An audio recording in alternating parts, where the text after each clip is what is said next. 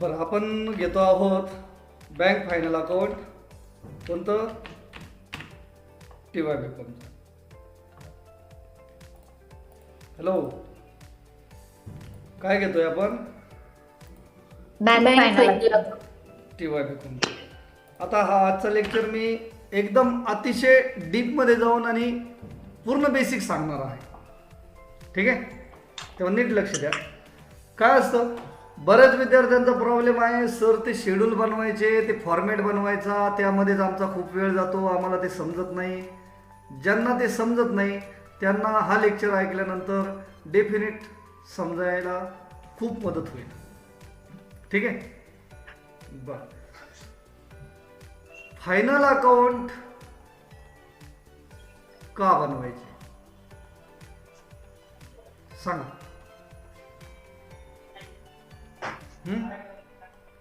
Why the final accounts are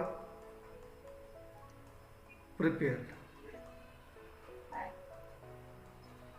सरला बोला sir. सांगा, का बनवायचे final? To provide clear picture of financial status. हा, To provide clear picture of financial status of the means काय ती company म्हणा काहीतरी ती. ओके ओके, बँक असेल, कंपनी असेल, पण जी काय तुमची ऑर्गनायझेशन. आता हे तू मराठीत सांग बाई, आम्हाला नाही कळत. आपला वर्षभराचा पोझिशन काय आपल्या बिझनेसची ते कळतं त्याने. पोझिशन वगैरे वगैरे वगैरे एकदम सिंपल सांग. Clear simple, position. Profit and loss काय ते पण समजतं. एकदम सिंपल लँग्वेज मध्ये सांग का. आपल्याला प्रॉफिट झाला का लॉस झाला आणि किती झाला, बरोबर? बस हे शोधायचं. आणि त्याचबरोबर काय शोधायचं, आपल्या ॲसेट किती आहेत आणि लायबिलिटीज किती आहेत. ॲसेट म्हणजे काय, मालमत्ता. लायबिलिटीज म्हणजे काय, देणे. कर्ज. सरला तुला एवढं कळलं का फायनल अकाउंट आपण का बनवतोय? हो सर. का बरं बनवतो?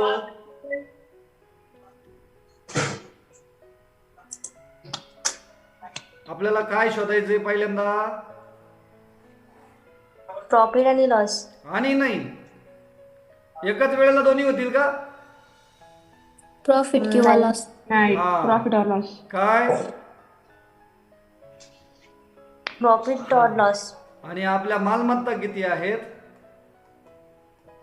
आणि कोणत्या आहेत, लायबिलिटी. आणि आपले कर्जे किती आहेत, कोणती आहेत, बरोबर ना? हो. हे सगळं आपल्याला समजलं पाहिजे का नाही सांगा. हो. हा, हे सगळं समजलं पाहिजे ना.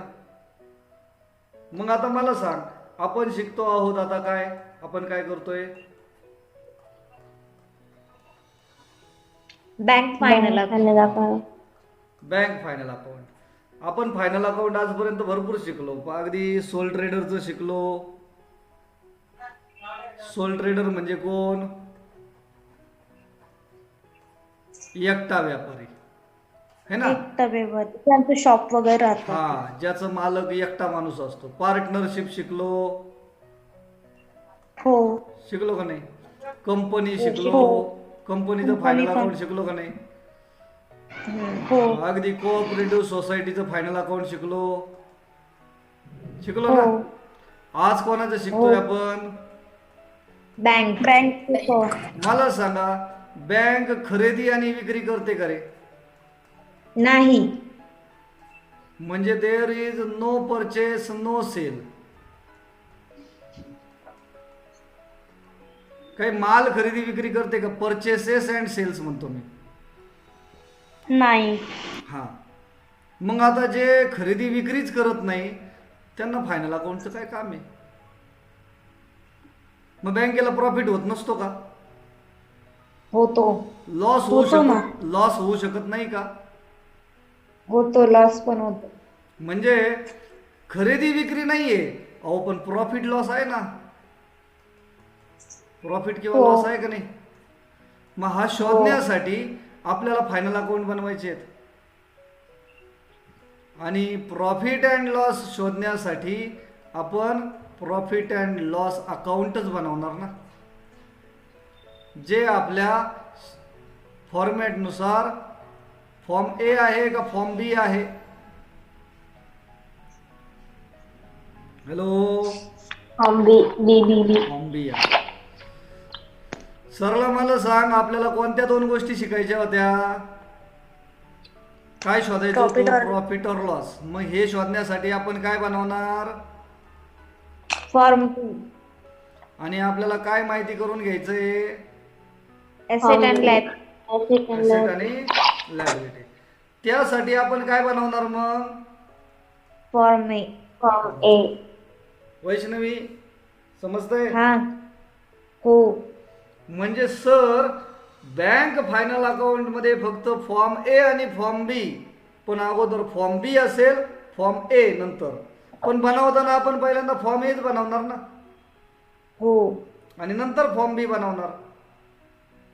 हम्म. पण सोडवताना मात्र पहिल्यांदा कोणता सोडवणार? फॉर्म बी. आणि नंतर फॉर्म ए सोडवणार, कारण फॉर्म ए म्हणजे टॅली करायचा असतो आपल्याला, ते फायनल आन्सर आहे आपलं. होय. ठीक आहे, इथपर्यंत आलं? हो. हॅलो, रिप्लाय करा जरा, बोला थोडीफार बोला, म्हणजे मला जरा बरं वाटेल. ठीक आहे, आता मी काय करतोय पहा बरं का. मग मला सांगा, अगोदर काय असणार? फॉर्म बी असणार. A B. लिहिताना आपण पहिल्यांदा फॉर्म ए लिहिणार. ए. आपण पहिल्यांदा फॉर्म बी समजून घेऊ. आता काय समजून घेऊ? फॉर्म बी. फॉर्म बी काय शोधण्यासाठी असतो? प्रॉफिट आणि लॉस का प्रॉफिट और लॉस शोधण्यासाठी असतो, बरोबर आहे ना? हो. पण शक्यतो तुम्हाला सगळ्या उदाहरणांमध्ये प्रॉफिटच सापडेल, बँकेच्या बाबतीत तरी प्रॉफिटच सापडेल. कोणाचा माईक चालू असेल तर बंद करा. मग त्यासाठी आपण कोणतं अकाउंट बनवणार? Profit and loss. Profit and loss account. शाबास. कोणाचं? बँकेचं. बरोबर ना? मला सांगा, प्रॉफिट शोधण्यासाठी आपल्याला पहिल्यांदा प्रॉफिट माहिती पाहिजे ना. हो. प्रॉफिट म्हणजेच काय रे? प्रॉफिट म्हणजेच काय? इन्कम, बरोबर ना? आणि लॉसेस म्हणजेच काय? एक्सपेन्स. एक्सपेन्सेस. मग मला सांगा, what is main source of income to the bank? मला याचा आन्सर पाहिजे. थांबा जरा, मला याचा आन्सर पाहिजे. कोणाकडून पाहिजे माहितीये का? मला याचा आन्सर सांगेल वैष्णवी गाडेकर. सांग बरं, काय मेन सोर्स आहे इन्कमचा बँकेचा? बँकेला सर्वात जास्त इन्कम कोणत्या मार्फत, कशा मार्फत मिळतो, कुठून मिळतो? बँकेचा प्रमुख बिझनेस कोणता? मी तुम्हाला अगोदरच सांगितलं, बँक खरेदी विक्री करते का? नाही. नाही. मग बँकेला इन्कम कुठून मिळतो सांग बरं?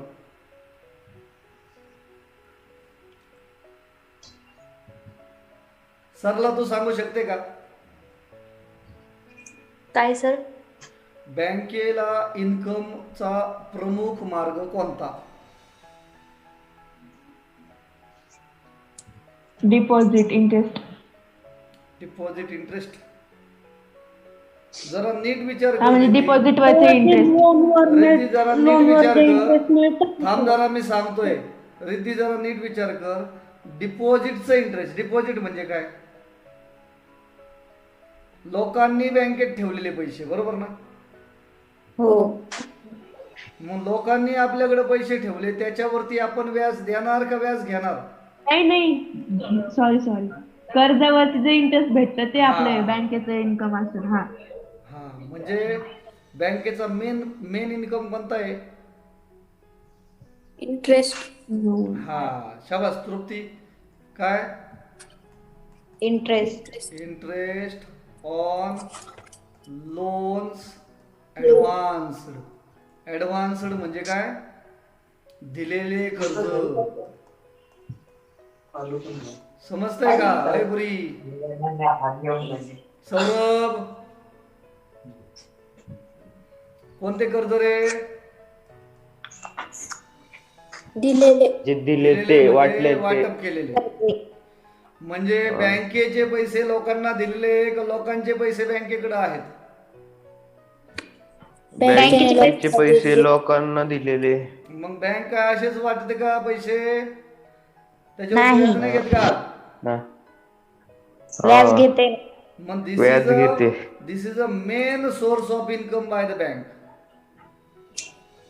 लक्षात येतंय का?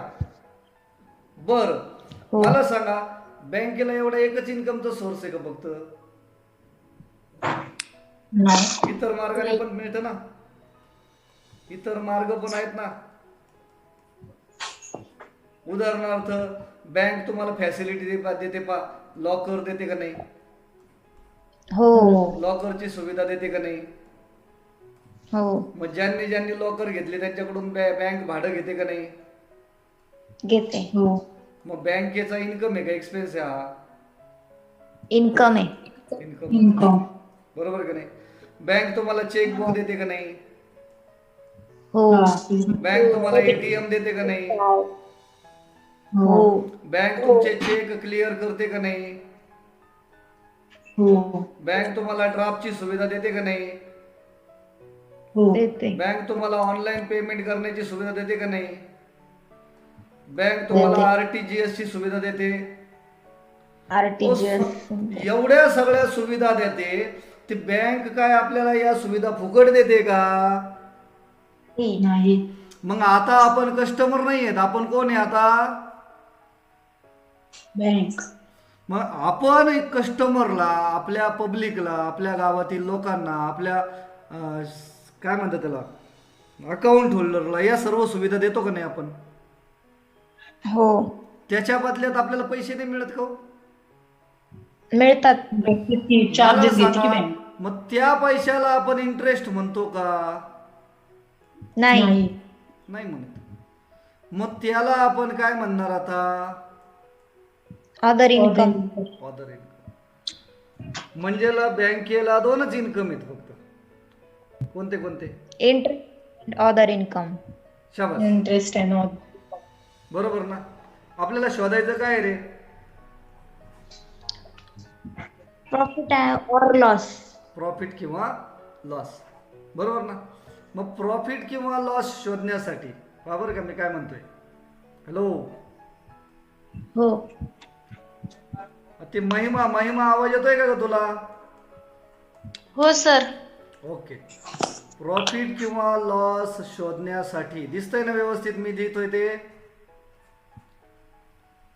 दिसतंय. हा. मग मला सांग, जर तुला प्रॉफिट किंवा लॉस शोधायचा असेल तर आपल्याला काय काय माहिती पाहिजे? काय काय माहिती पाहिजे सांगा.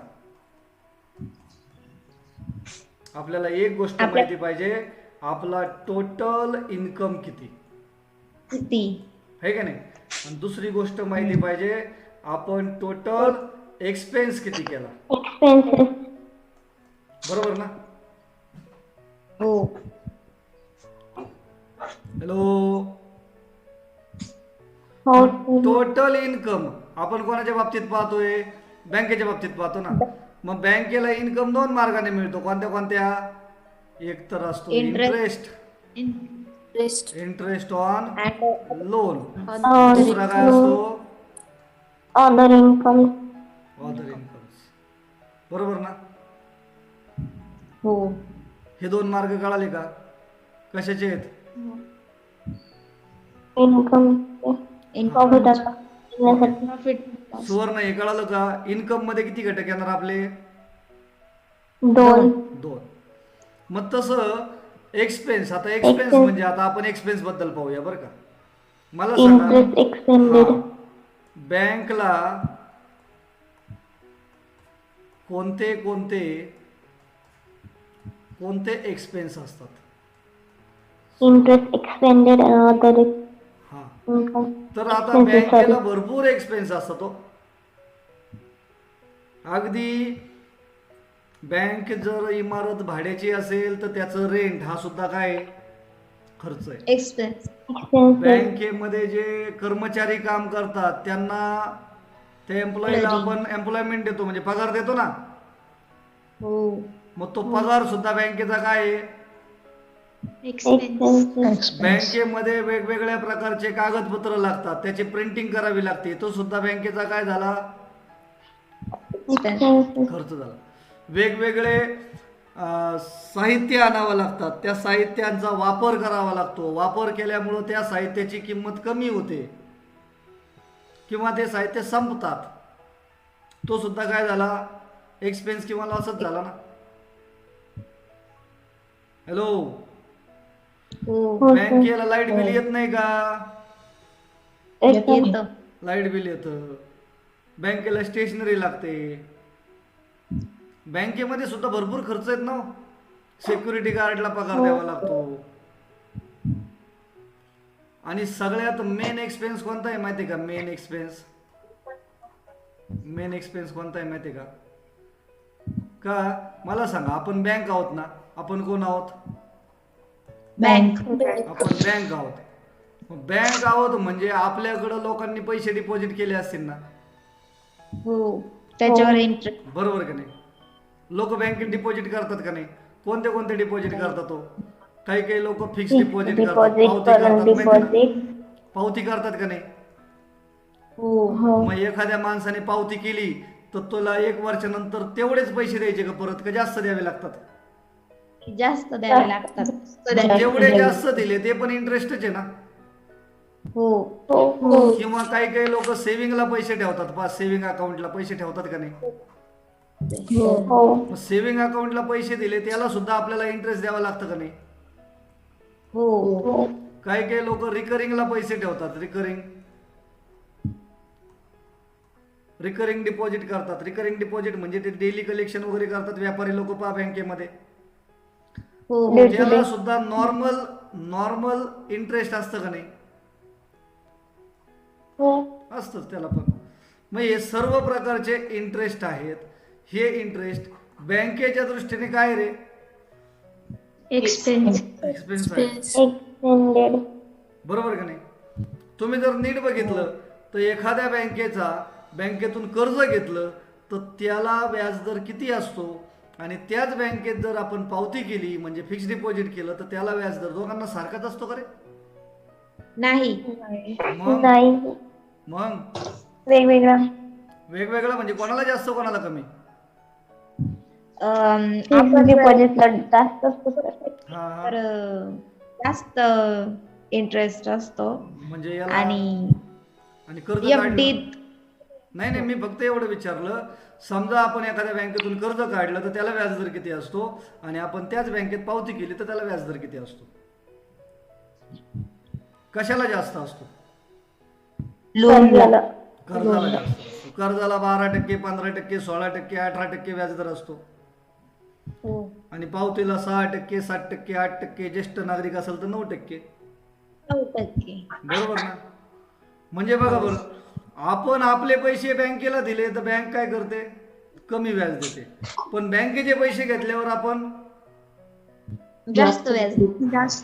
मग हा डिफरन्स, त्या डिफरन्स मधून बँकेला काय करावं लागतात? बँकेचे सगळे खर्च करावा लागतात ना. प्रिंटिंग आहे, स्टेशनरी, लाईट बिल, कर्मचाऱ्यांचा पगार, हे सगळं त्यातूनच करावं लागतं ना. हो. बँकेला काही सबसिडी येते का गव्हर्नमेंटची ग्रँट येते? अरे गव्हर्नमेंट कडून पैसे येणार का? नाही. मग बँकेला हे सगळे खर्च आपल्या स्वतःच्या इन्कम मधूनच करावे लागतात ना. लक्षात येतंय का आता? मग हा मेन खर्च आहे. कोणता मेन खर्च कोणता आहे? मग मेन एक्सपेन्स काय आहे? Interest on deposit. हा, इंटरेस्ट ऑन डिपॉझिट. डिपॉझिट म्हणजे काय? हे कर्ज आहेत. काय आहेत? कर्ज. कर्ज आहे. कारण हे पैसे कोणाचे आहेत आणि कोणाकडे ठेवलेले आहेत? लोकांचे ते बँकेकडे. हा, मग ते लोक घरी पण पैसे न्यायला येतील ना, हो. आणि त्यांचा तो अधिकार आहे. मग मला सांगा मेन एक्सपेन्स कोणता झाला आपला? Interest on deposit. Deposit. Okay. मग त्याच्याबरोबर आणखीन पण खर्च आहेत ना, त्याला आपण काय म्हणू? इतर खर्च. इतर खर्चामध्ये काय काय असेल? सॅलरी असेल, प्रिंटिंग आहे, स्टेशनरी असेल, आहे का नाही? खर्चाचे का नाही? हो. किंवा लाईट बिल असेल, असे अनेक खर्च आहेत. ठीक आहे. मग या सर्व खर्चांना आपण काय म्हणणार? इतर, म्हणजे ऑदर नाही म्हणणार. आता काय म्हणणार त्याला आपण? Operating expenses. हा, कोणता खर्च म्हणणार? ऑपरेटिंग. ऑपरेटिंग. म्हणजे बघ आता इथे आपल्याला काय आलं? दोन इन्कम सापडले. कोणते दोन इन्कम सापडले? कोणते दोन इन्कम सापडले होते? Interest on loan. मग एक्सपेन्स सुद्धा दोन सापडले ना तुम्हाला? हो. कोणते कोणते? इंटरेस्ट ऑन डिपॉझिट आणि ऑपरेटिंग. Operating expenses. समजे का? हो. याच्या व्यतिरिक्त आणखीन एक एक्सपेन्स आहे, त्याला आपण म्हणणार आहोत काय? प्रोव्हिजन्स. काय म्हणणार? प्रोव्हिजन्स. आता हे प्रोव्हिजन म्हणजे काय?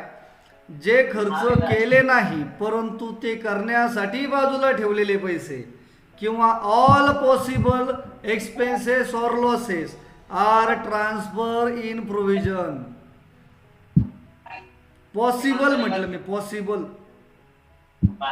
All possible expenses which are not till paid. अजूनपर्यंत पैसे दिलेले नाही परंतु ते पॉसिबल एक्सपेन्सेस आहेत, पॉसिबल लॉसेस आहेत, ते सुद्धा सगळे कुठे टाकतो आपण? हॅलो, प्रोव्हिजन मध्ये. एक्सपेन्स. प्रोव्हिजन. मग आता बघ बरं, आपल्याला काय शोधायचं होतं मगाशी? फॉर्म बी शोधायचा ना. फॉर्म बी कशासाठी बनवला जातो? प्रॉफिट और लॉस शोधण्यासाठी. मग प्रॉफिट और लॉस शोधण्यासाठी आपल्याला कोणत्या कोणत्या गोष्टी माहिती पाहिजे? दोन गोष्टी माहिती पाहिजे ना. हो. कोणत्या कोणत्या? इन्कम आणि एक्सपेन्स. Income and expenditure. मग इन्कम आणि एक्सपेन्सेस. इन्कम कोणते कोणते असतात? इंटरेस्ट ऑन लोन आणि अदर इन्कम. आणि एक्सपेन्सेस कोणते कोणते असतात? Interest on deposit, operating expenses, provision. Provision. Right ना.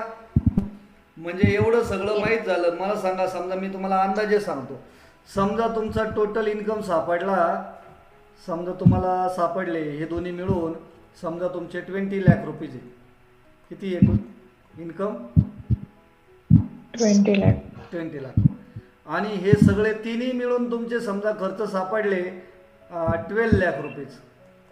किती रुपये खर्च झाला? 12 लाख. तर आता तुम्ही शोधू शकता का तुमच्या बँकेला किती इन्कम झाला, किती प्रॉफिट झाला? 8 लाख. 8 लाख. समजा हे दोन आकडे तुम्हाला माहीतच नसते तर तुम्ही 8 लाख सांगू शकले असते का मला? नाही. म्हणजे हे 8 लाख हा आहे तुमचा प्रॉफिट. कोणता? कोणत्या वर्षाचा? एका वर्षाचा.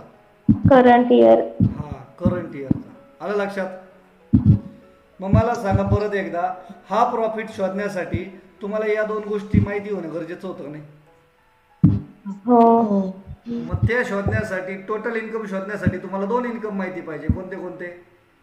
Interest on loan and other income. हा.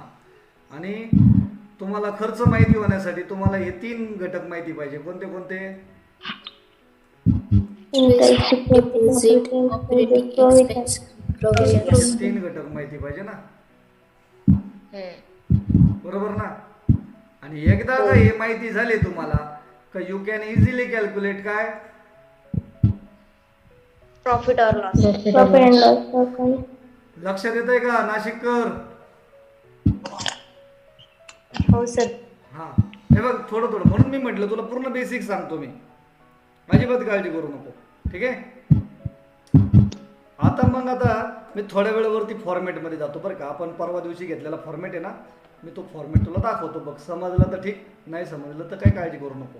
आता हा पार्ट बी बघ बरं का. हा फॉर्मॅट तू मागे सुद्धा बघितला होता, कधीतरी पाहिलेला असेल. पाहिलेला होता का नाही? पण त्यावेळेस तो समजत होता का आता समजतोय बघ बरं जरा.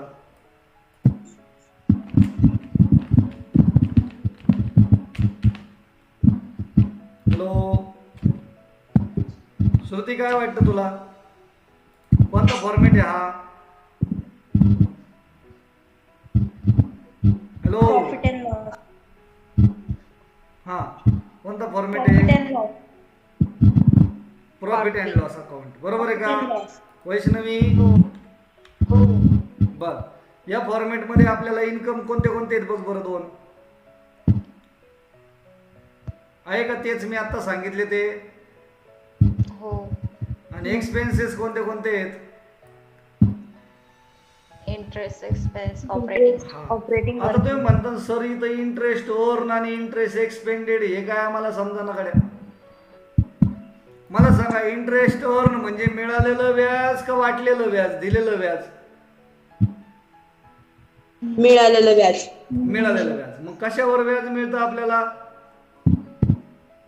आपण वाटप केलेल्या कर्जावर मिळालेले व्याज. आणि एक्सपेंडेड म्हणजे खर्च केलेले व्याज. खर्च केलेले व्याज म्हणजे कशावरती असतं? जे पब्लिकने आपल्याकडे डिपॉझिट केले त्याच्यावरती आपण दिलेलं व्याज आहे नाही. हो. समजतंय? आणि अदर इन्कम मध्ये अदर एक्सपेन्स मध्ये काय आहे ते तुम्हाला आता मी सांगितलं जस्ट. आणि प्रोव्हिजन म्हणजे काय असतात? पॉसिबल खर्च असतात जे केले नाही परंतु त्यासाठी तुम्ही प्रोव्हिजन केलेली आहे आणि ते फॉर करंट इयर आहे, याच वर्षीचे आहेत. आलं लक्षात? त्या प्रोव्हिजन मध्ये 2च घटक येतात, टेन्शन घेऊ नका. 2च घटक येतील जास्तीत जास्त. म्हणजे बाय प्रॅक्टिस मध्ये 2च ऍडजस्टमेंट वर्किंग मध्ये जातात. एखाद्या वेळेला नवीन तिसरी येईल पण एवढा हार्ड प्रश्न तुम्हाला येणार नाही. हा फॉर्मॅट लक्षात आलं का वैष्णवी? हो आलाय. नक्की?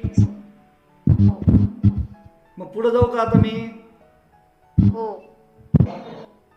हॅलो सरला स्क्रीनशॉट काढून घे त्याचा. हो सर. हा इथपर्यंत आलं. चला पुढे जाऊ का सौरभ? हो सर. ओके. आता पुढे. आता तुम्हाला तुमच्या बँकेला नेट प्रॉफिट किती झाला ते कळालं का नाही? सुवर्ण काय लिहायचंय का तुला? नाही सर ते नेट प्रॉफिट किती झाला ते कळालं का नाही? आपण उदाहरण म्हणून किती रुपये घेतले? 8 लाख. 8 लाख प्रॉफिट झाला, बरोबर. आणि तुला माहिती आहे का प्रत्येक बँक सगळा प्रॉफिट सगळा लगेच संपवून टाकते का काही भविष्यासाठी सुद्धा ठेवते? काही भविष्यासाठी. ठेवते. लास्ट इयरचा काही बॅलन्स असेल ना उरलेला, हो. समजा तो प्रॉफिट आहे, समजा तुमचा 1,20,000 रुपये असं गृहीत धरा. मागच्या वर्षीचे किती रुपये उरलेले आहेत? 1,20,000. मग टोटल प्रॉफिट किती झाला? 20,000. 9,20,000. बरोबर का? मग आता तुमच्या मॅनेजमेंटला कोणतरी विचारणार आहे ना, तुम्ही या प्रॉफिटचं काय केलं, या पैशाचं काय केलं? संपला विषय.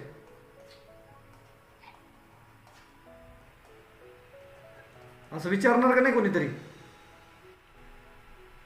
विचारणार ना, तुम्ही एवढ्या पैशाचं काय केलं? मग तुम्हाला काय करावं लागेल, या टोटल प्रॉफिटचा हिशोब द्यावा लागेल ना. काय द्यावा लागेल, हो टोटल प्रॉफिटचा हिशोब. हिशोब द्यावा लागेल. मग आता हा हिशोब म्हणजे काय माहिती आहे का, मग यालाच आपण काय म्हणतो रे, बॅलन्स शीट. नाही, अप्रोप्रिएशन. अप्रोप्रिएशन. मग अप्रोप्रिएशन. हा, अप्रोप्रिएशन म्हणजे काय, तुमचा या वर्षीचा प्रॉफिट प्लस मागच्या वर्षीचा प्रॉफिट जो उरलेला होता तो, या टोटल प्रॉफिटचं तुम्ही काय केलं याचा हिशोब द्यावा लागेल का नाही. हो मग त्या हिशोबाला काय म्हणतो आपण, अप्रोप्रिएशन. अप्रोप्रिएशन. मग अप्रोप्रिएशन मध्ये कोणते कोणते घटक असतील, मग आता ते पाहायचं आपल्याला. ठीक आहे, बघा बरं का, मी तर वाटलं सर टायपिंग करून दाखवतो. अप्रोप्रिएशन मध्ये कोणते कोणते किती घटक असतील माहिती का, 1, नंतर 2, नंतर 3, नंतर 4 आणि नंतर 5. किती घटक असतील, 5. म्हणजे तुम्हाला तुमच्या टोटल प्रॉफिटचं काय केलं हे दाखवण्यासाठी 5 पॉईंट दाखवावे लागतील. किती, 5 पॉईंट. मग त्यातला पहिला पॉईंट कोणता आहे पहा बरं का. त्यातला पहिला पॉईंट, तुम्ही स्टॅट्युटरी रिझर्वला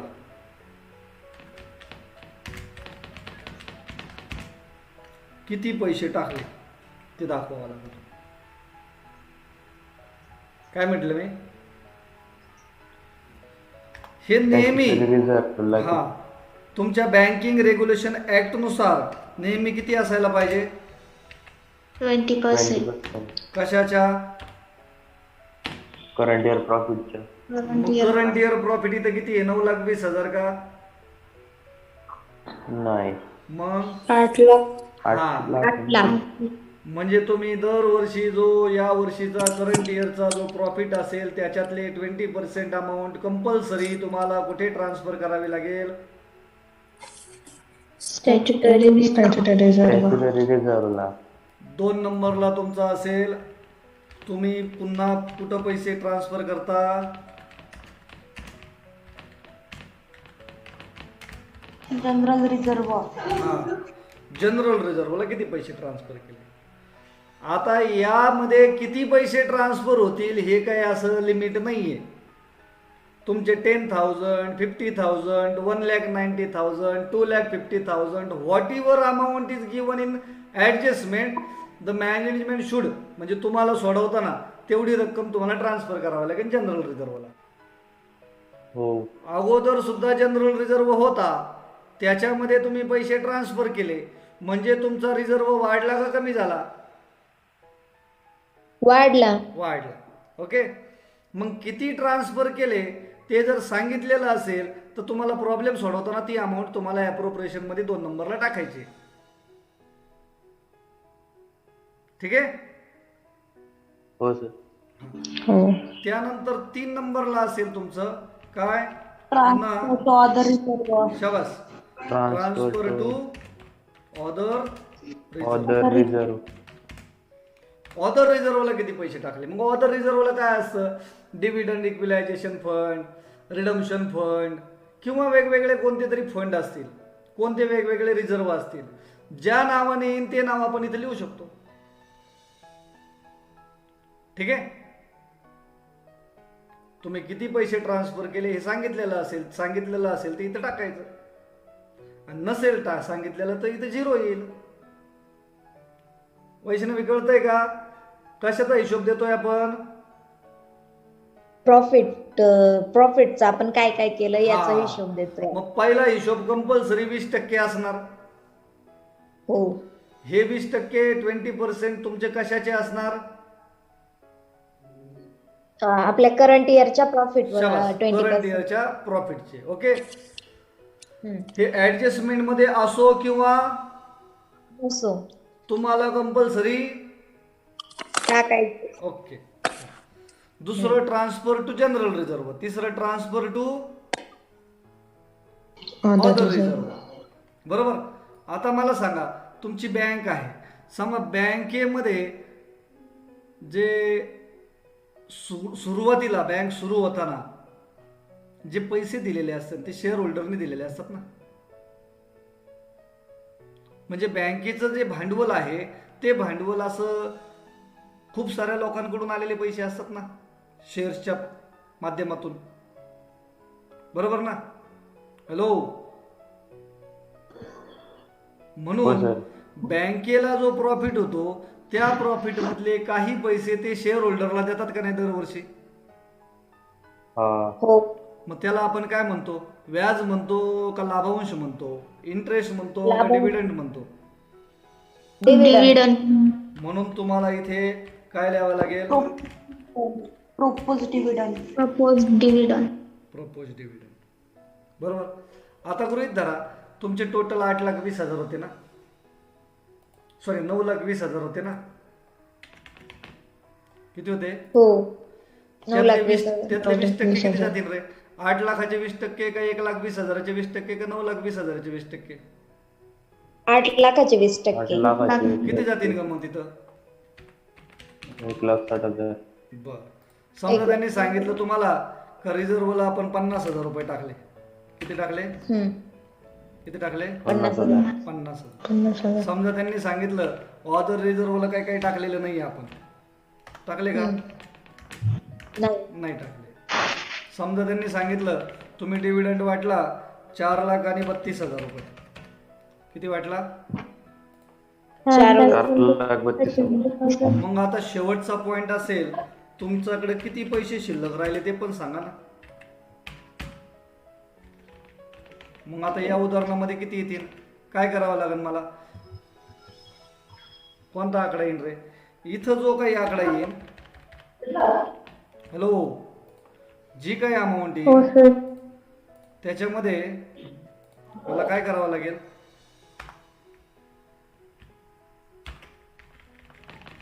या सगळ्यांची बेरीज किती आली पाहिजे माझे?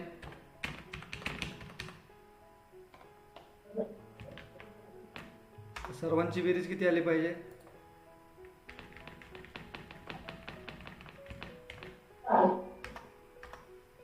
9,20,000 आली पाहिजे. मग इथला आकडा कसा शोधायचा? आता कॉमर्सचे विद्यार्थी तुम्हाला मी सांगायला पाहिजे का? सांगा बरं. हॅलो. काय करायचं? गुणाकार, भागाकार, बेरीज, वजाबाकी. वजाबाकी. कशामधून काय वजा करायचं का? 9,20,000. 9,20,000 मधून वरचे. हा, 9,20,000 मधून 1,60,000 गेले म्हणजे 8,20,000, 7,60,000. 7,60,000 मधून 50,000 गेले 7,10,000. 7,10,000 मधून 4,00,000 गेले 3,10,000. 3,10,000 मधून 32,000 गेले म्हणजे 3,00,000. 3,00,000 मधून 22 गेले 380, सॉरी 280, 278, 2,78,000 राहिले का रे? हो. जरा बघ बरं कॅल्क्युलेटरवर करून. 2,78,000. म्हणजे 2,78,000 तुमच्याकडे शिल्लक राहिले ना. कधी? या वर्षी. तसे मागच्या वर्षी किती शिल्लक राहिले होते? 1,20,000. तसे या वर्षी किती शिल्लक राहिले आता? 2,78,000. 2,78,000 आपल्याला बॅलन्स शीटला ट्रान्सफर करावं लागेल. आमच्याकडे शिल्लक राहिलेला प्रॉफिट आहे हा. आलं लक्षात? अशा पद्धतीने तुम्हाला आज पार्ट 2 म्हणजे कशाचा? प्रॉफिट अँड लॉस अकाउंट नेमकं काय असतं. मित्रांनो, हा व्हिडिओ म्हणजे हे जे लेक्चर आहे हे फक्त बिगिनरसाठी, अगदी ज्याला काहीच माहीत नाही त्याला समजावं यासाठी मी बनवलेला आहे. तरी बनवताना बोलताना माझ्याकडून बऱ्याच मिस्टेक झाल्या असतील, ठीक आहे, पण ते समजण्याच्या उद्देशाने बोललेले शब्द आहेत एवढं लक्षात ठेवा. ओके. फॉर्मॅट लक्षात येईल का मग? हा आता हो सर. हे बघा, हे प्रॉफिट मगाशी तुम्हाला प्रॉफिट फॉर्मॅट सांगितला पार्ट बी चा. त्याच्यामध्ये कोणते कोणते घटक असतात ते दाखवलं. हो. त्यानंतर प्रॉफिट अँड लॉस मध्ये करंट इयरचा प्रॉफिट, प्रॉफिट. इथं ए मायनस बी लिहिलेलं आहे. ए म्हणजे काय बघ, इन्कम. आणि बी म्हणजे काय, इन्कम आणि एक्सपेन्सेस. म्हणजे ए मायनस बी. बरोबर आहे का? हो. आणि त्याच्यामध्ये मागच्या वर्षाचा प्रॉफिट काय करतो आपण, ऍड लेस. ऍड करतो रे. मग तुम्हाला टोटल Add प्रॉफिट, करतो. मग तुम्हाला टोटल प्रॉफिट दिसेल ना. हो. मग टोटल प्रॉफिटचा आपल्याला हिशोब द्यायचा ना. हो. त्या हिशोबामध्ये किती घटक असतील, 5. कोणते कोणते 5, $20 current year profit. Transfer to general reserve, transfer to other reserve, proposed dividend, and balance carried down. Balance carried down म्हणजे कसा कॅल्क्युलेट करायचा कळाला ना. हो. म्हणजे इथे जो वरती टोटल प्रॉफिट आहे दिलेला तुम्हाला, हाच टोटल प्रॉफिट खाली पण येईल ना इथं सेम. हो. सेम. दोन्हीकडे सेम आहेत ना. हो. मग त्याची वजाबाकी करून तुम्हाला इथला बॅलन्स काढायचा आहे. हो. कळालं ना, बॅलन्स कॅरीड डाऊन. हो. ओके. बाकीचं आपण बॅलन्स शीट काय असतं आणि ते कसं बनवलं जातं, त्याच्यामध्ये कोणते कोणते शेड्यूल असतात ते आपण उद्याच्या भागामध्ये पाहू. हे इन्कम 13 आणि 14 आहे, एक्सपेन्स 15, 16 अशा पद्धतीने आहे. लक्षात ठेवा. ठीक आहे. ओके. हो. Thank you very much for watching this video.